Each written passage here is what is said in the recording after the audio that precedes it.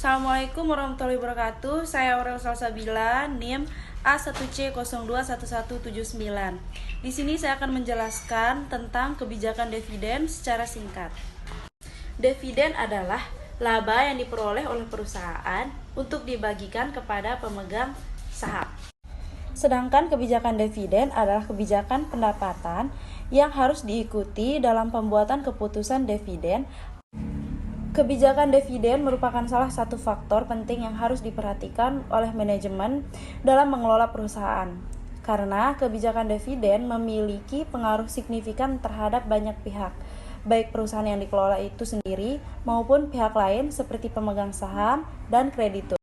Faktor yang mempengaruhi kebijakan dividen yaitu membayar hutang, tingkat pertumbuhan perusahaan, pengawasan terhadap perusahaan, kemampuan meminjam, tingkat keuntungan, stabilitas return, dan akses ke pasar.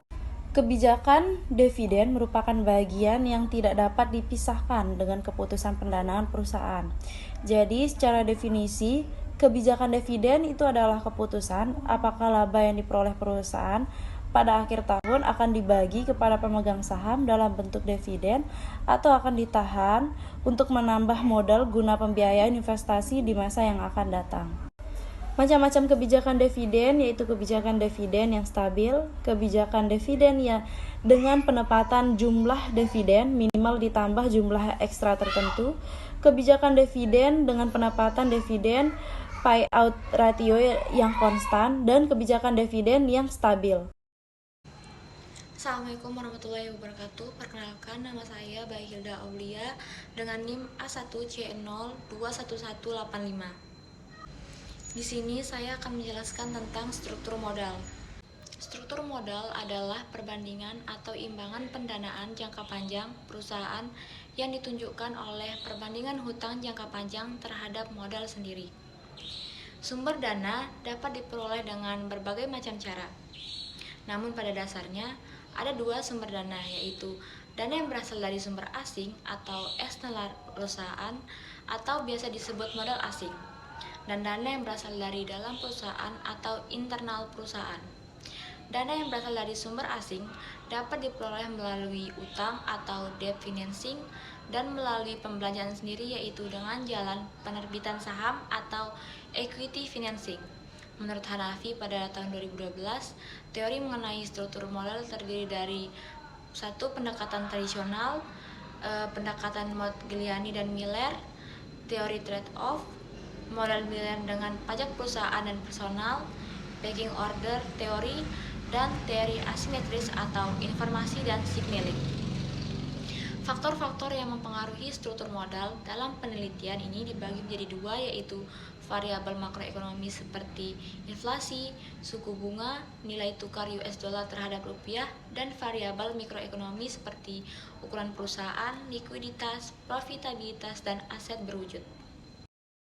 Selanjutnya, saya akan menjelaskan tentang pengertian strategi korporasi. Dalam catatan Hicks dan Magelow 1944, Andrew 1980 mengartikan strategi korporasi sebagai pola keputusan dalam sebuah perusahaan dalam menentukan dan menjelaskan sasaran atau objektif, tujuan purpose atau keinginan goals, menghasilkan kebijakan-kebijakan atau rencana mendasar untuk mencapai tujuan-tujuan tersebut, dan mendefinisikan batas-batas bisnis atau range bisnis yang ingin diperoleh perusahaan, rancangan organisasi, sumber daya manusia dan ekonomi yang dibutuhkan, dan sifat dasar kontribusi ekonomi dan non-ekonomi yang direncanakan bagi pemegang saham, karyawan, pelanggan, dan komunitas. Visi dan misi korporasi, yaitu keputusan-keputusan menyangkut visi korporasi mencakup filosofi korporasi, misi korporasi, identifikasi SBU, dan interaksi antar SBU. Namun menurut Hicks dan Magelow 1984, sesungguhnya yang dirumuskan pada visi korporasi adalah 1.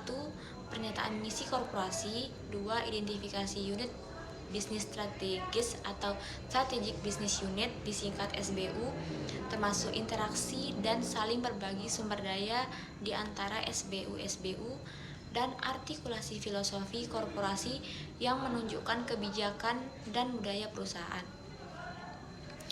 Tugas kedua korporasi adalah mengidentifikasi Strategic Business Unit atau SBU. Menurut Hicks dan Majalus 1984, tugas kedua ini merupakan jawaban atas pertanyaan sederhana sekaligus menantang, yaitu what business are we in?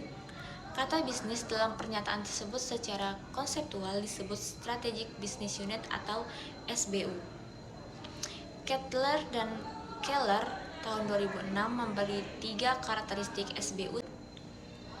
1. Merupakan bisnis tunggal atau single business atau kumpulan bisnis-bisnis yang berkaitan yang dapat memiliki rancangan tersendiri. Kedua, memiliki pesaing tersendiri.